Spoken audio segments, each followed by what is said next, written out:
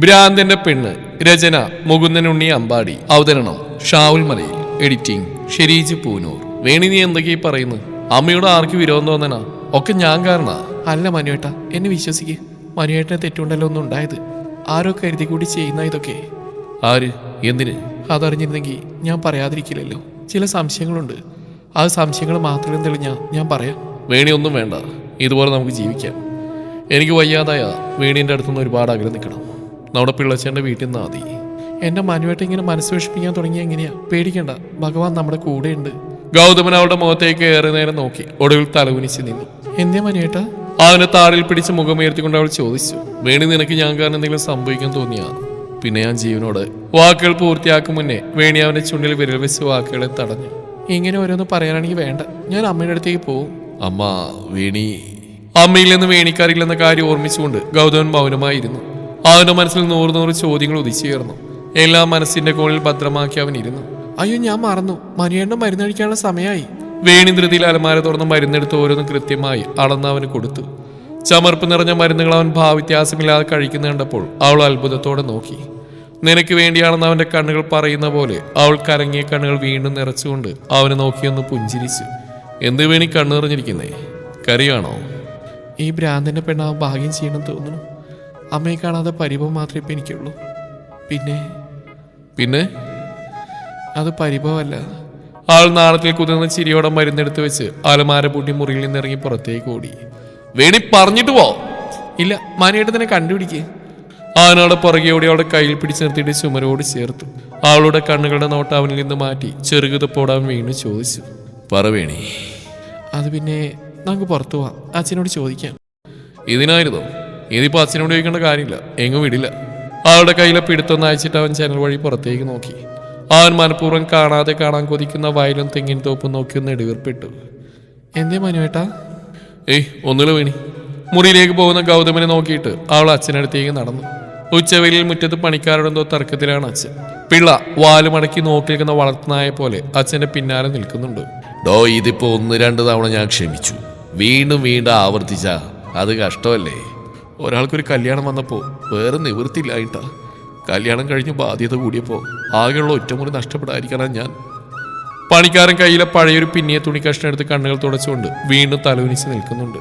അയാൾ കുറച്ച് ആലോചിച്ച് നിന്നിട്ട് പണിക്കാരനോട് പോകാൻ പറഞ്ഞു. പണിക്കാരന്റെ മുഖത്ത് അല്പം സന്തോഷം കലർന്നിട്ടുണ്ട്. അച്ഛൻ ക്ഷമിച്ചു തോന്നുന്നു. എന്താണ് ആ ഉണ്ടായത്? വേണി അയാളെ പുറകിൽ നിന്ന് വിളിച്ചു. അച്ഛാ. പെട്ടെന്ന് തിരിഞ്ഞു നോക്കിയപ്പോൾ വേണി നിറച്ചിരിയോടെ നിൽക്കുന്നു. എന്തേ കുട്ടി, വെയിൽ കൊള്ളാതെ അകത്തേക്ക് ചെല്ല്. അത് എനിക്കൊരു കാര്യം പറയാൻ. ഞാനും മനുവേട്ടന് അമ്പലത്തിൽ പോയിട്ട് വരട്ടെ, ഉത്സവമൊക്കെ അല്ലേ? നിങ്ങളെ രാത്രി ഉത്സവപ്പറമ്പിൽ കണ്ടുവന്ന് ചിലരെന്നോട് പറഞ്ഞിരുന്നു. അത് ഞാൻ ക്ഷമിച്ചു. ഇനിയും പോവണമെന്നാ അത് ബുദ്ധിമുട്ടല്ലേ? ഇവിടെ ഇങ്ങനെ അടച്ചുകൂട്ടി കിടന്നാൽ അത് മനുവേട്ടൻ്റെ മനസ്സിനെ കൂടുതൽ വിഷമിപ്പിക്കും. ഒന്ന് പുറത്തേക്ക് പോയാൽ നല്ല ആശ്വാസമാവില്ലേ? അയാൾ പിള്ളയെ നോക്കി. എന്നിട്ട് മുറുക്കാങ്കര നിറഞ്ഞ പല്ലുകൾ കാണിച്ച് ചിരിച്ചുകൊണ്ട് മൂളി. വേണി സന്തോഷത്തോടെ പോകുമ്പോൾ അയാൾ ഉറക്കെ വിളിച്ചു പറഞ്ഞു. സന്ധ്യക്ക് തുളസിത്തറയിൽ വിളക്ക് വെക്കുന്നതിന് മുമ്പ് വരണം. പിന്നെ ഈ വെയിലൊന്ന് കുറഞ്ഞു പോയാൽ മതി. ഓ അച്ഛാ. ആൾ പോകുന്ന ദൂരെ നോക്കിക്കൊണ്ട് അയാൾ പിള്ളയോട് പറഞ്ഞു. എടോ പിള്ള, മനുവിന്റെ ഭാഗ്യം തന്നെയാടാ കുട്ടി, 100% സത്യ. അദ്ദേഹം പറഞ്ഞ് വീണ്ടും പണിക്കാരെ നോക്കിക്കൊണ്ട് അയാൾ തെങ്ങിൻ തോപ്പിലേക്ക് നടന്നു. വേണി മുറിയിലേക്ക് കയറിയതും ആളുടെ മുഖത്തെ സന്തോഷം കണ്ടപ്പോൾ തന്നെ അവന് അതിനർത്ഥം മനസ്സിലായിരുന്നു. പോയി കുളിച്ച് മാറിയിട്ട് വാ, ഒന്ന് പുറത്തു പോയിട്ട് വരാം. ഇരുവരും ഒരുങ്ങി അമ്പലത്തിലേക്ക് ഇറങ്ങി. പോകും വഴി വേണി ഗൗതമന്റെ കയ്യിൽ മുറുകെ പിടിച്ചുകൊണ്ട് പറഞ്ഞു. മനുവേട്ടാ, നമുക്ക് അമ്മയെ കൂടി കണ്ടിട്ട് തിരിച്ചു പോവാം അല്ലേ? അവരൊന്ന് മൂളുക മാത്രം ചെയ്തു. പാവം വേണി. അവൾ ഇന്ന് അമ്മയില്ലെന്ന സത്യം അറിയട്ടെ. എത്ര കാലം ഇനിയും എനിക്ക് ഒളിച്ചു വെക്കാൻ കഴിയും? എന്താ മനുവേട്ട ആലോചിക്കുന്നേ? നേരെ നോക്കി നടക്കുന്നുണ്ടോ, ഇല്ലെങ്കിൽ തട്ടി വീഴും? പെട്ടെന്ന് ഞെട്ടി അവൻ അവളുടെ കയ്യിൽ മുറുകെ പിടിച്ച് മുന്നോട്ട് നടന്നു. അമ്മയുടെ അടുത്ത് പോയിട്ട് നമുക്ക് അമ്മയും കൂട്ടി അമ്പലത്തിൽ പോവാം അല്ലേ? വേണി അമ്മാവിന്റെ വീടിന് മുമ്പിലെത്തിയതും ഗൗതമന്റെ നെഞ്ചിരിപ്പ് കൂടി. അവളുടെ പ്രതികരണം എന്താവും എന്നായി. അമ്മാവൻ ഉമർത്തുന്ന അവരെ നോക്കുന്നുണ്ട്. അവരെ മനസ്സിലായപ്പോൾ ചുണ്ടിൽ നേരത്തെ പുഞ്ചിരിയുടെ എത്തി. ഹൈ, ആരാ വരുന്നത്? കൊച്ചു പ്രമാണിയോ? അതും പറഞ്ഞിട്ട് അമ്മാവൻ അകത്തേക്ക് നോക്കി ഉച്ചത്തിൽ വിളിച്ചു പറഞ്ഞു. എടി നാരായണിയേ, നീ ചായ എടുത്തേ. ഇയാൾ നല്ല സ്നേഹമാണല്ലോ. എന്താണാവും ഇങ്ങനെ?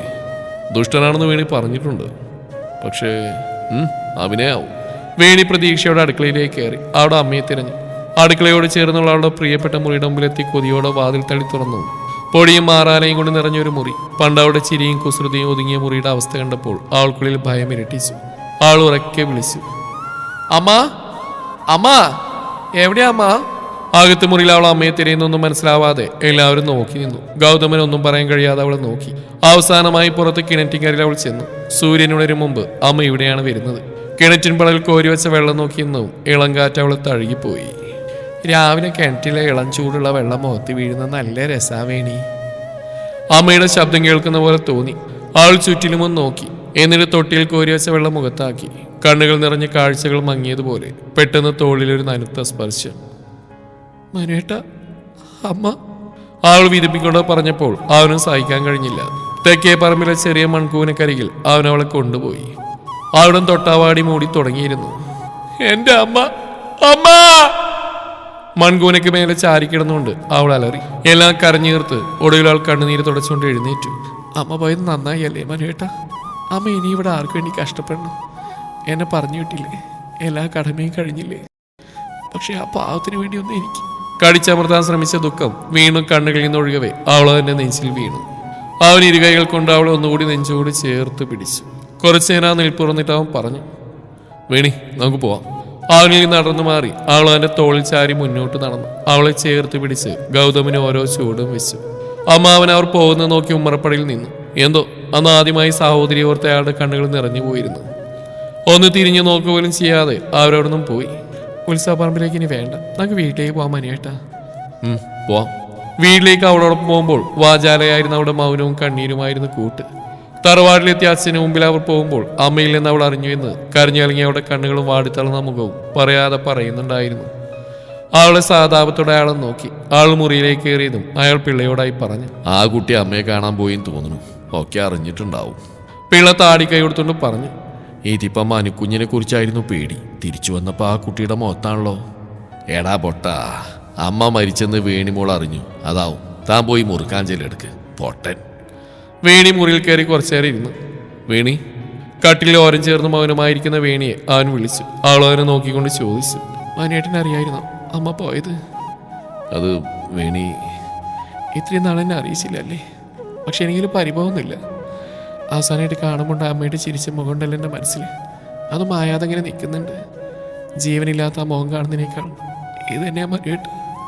വീണ്ടും പൊട്ടിക്കരഞ്ഞുകൊണ്ട് അവൻ്റെ നെഞ്ചിൽ അവൾ മുഖം പൂഴ്ത്തി. അത്താഴം കഴിക്കാതെ അവൾ ക്ഷീണത്താൽ കിടന്നുറങ്ങി. അവൾക്കരികിൽ അവന് ഉറക്കമില്ലാതെ കിടന്നു. ഉറക്കത്തിൽ ഇടയ്ക്കിടെ അവൾ ഞെട്ടിയുണർന്നു. ഒരു കൊച്ചു കുഞ്ഞിനെ പോലെ അവളെ നെഞ്ചോട് ചേർത്ത് അവൻ തലോടി.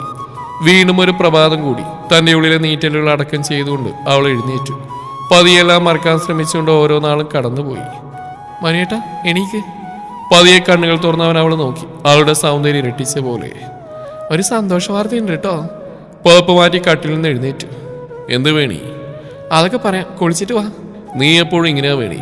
പറയാന്ന് പറഞ്ഞെന്നെ പറ്റിക്കും. അവനെ കുളിമുറിയിലേക്ക് ഉന്തി വിട്ടിട്ട് അവൾ അലമാര തുറന്ന് മരുന്നെടുത്ത് പുറത്തു വെച്ചു. അത് കഴിഞ്ഞ് അടുക്കളയിൽ ചായ ഒരുക്കാൻ ചീരുവിനെ സഹായിക്കുമ്പോൾ പെട്ടെന്നാണ് പിള്ള അങ്ങോട്ടേക്ക് ഓടി വരുന്നത്. കിതച്ചുകൊണ്ട് അയാൾ വാക്കുകൾ ഓരോന്നായി പറഞ്ഞു. മോളെ, മനുക്കുഞ്ഞിന് വീണ്ടും. എന്താ പിള്ളേട്ടാ? തെളിച്ചു പറ. മനുക്കുഞ്ഞിന് വീണ്ടും അസുഖം. കയ്യിലെ പാത്രം നിലത്തേക്കിട്ടുകൊണ്ട് വേണി മുറിയിലേക്ക് ഓടി. അവളെ തടുത്തുകൊണ്ട് മുമ്പിൽ അച്ഛൻ നിന്നു. വേണ്ട മോളെ, ഇപ്പൊ അങ്ങോട്ട് പോവേണ്ട. ഞാൻ അവനെ മുറിയിലടച്ചു. അയാളെ മാറ്റി പോകാൻ ശ്രമിച്ചെങ്കിലും നിരാശയോടെ അവൾ നിന്നു. മുറിയിലെ ബഹളം കൂടി വന്നു. ഗൗതമൻ അലറി വിളിക്കുന്നുണ്ട്. അവൾ മുറിയുടെ പുറത്ത് വാതിൽ ചാരിയിരുന്നു. പിള്ളേ, വീണ്ടും. ഇനി ആരുടെ ജീവൻ അവന്? തുടരും ഈ കഥയുടെ ബാക്കി ഭാഗം നാളെ ഇതേ സമയം.